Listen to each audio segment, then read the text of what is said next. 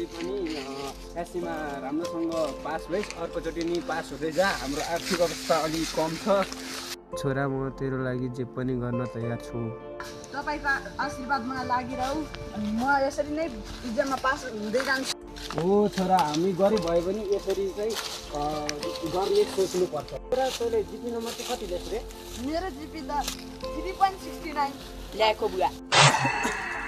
बा नयाँ वर्ष लाग्छ किन्नै।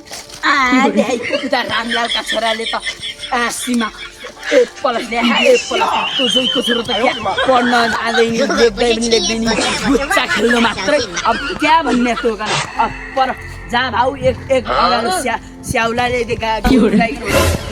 जानेर मलाई पढ्नु पढेन भन्दो। अनि फेरि उता आज गुच्चा खेल्न जाँदो। अनि क्या भन्ने त्यो गर्न यही दसैँमा नत्र लाप्चा किन्दिन, जहाँबाट अरूको गाडी त लाप्चा किन्दिन। त्यो जोइको छोरो पढ्दै पढ्दैन। अब क्या भन्ने त्यो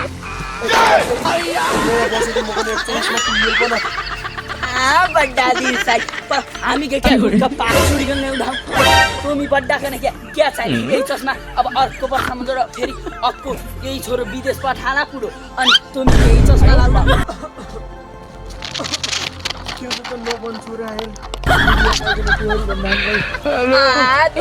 महँगै गोजी एक सुखको नानी क्या म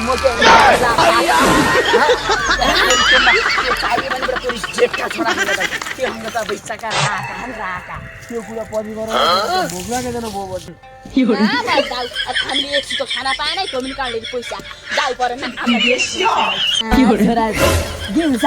हामी त भात तासी त सोरी स्याप्याक्क हात पनि हामी धुँदैनौँ। महिनामा एकचोटि हामी त भात त्यो चाहिँ नाति तैँले जिपी नम्बर कति ल्याइदिए यसले कति ल्याउँदो जहिले अब गुच्चा खेल्छ अनि चोर्या पनि मिल्दैन। तर गुच्चा खेल्न जाँदा आफ्नो साथी त्यही साथीले भेटा त भेटा म त्यहीको खुट्टोमा हाँस्छु।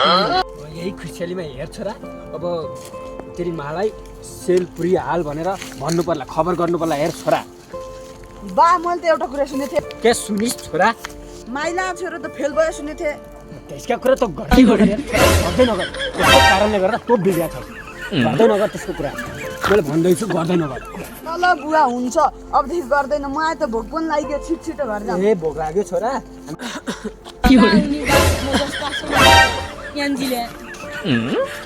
रामलालका छोराले के गर्छ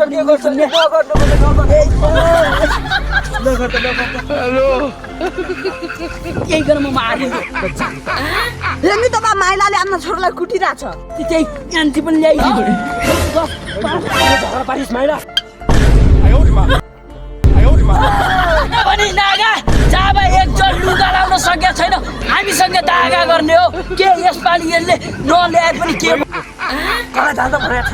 के अरे आफ्नो छोरा र आफ्नो लुगा हाल्न सकेको छैन के हामीसँग मुखमुख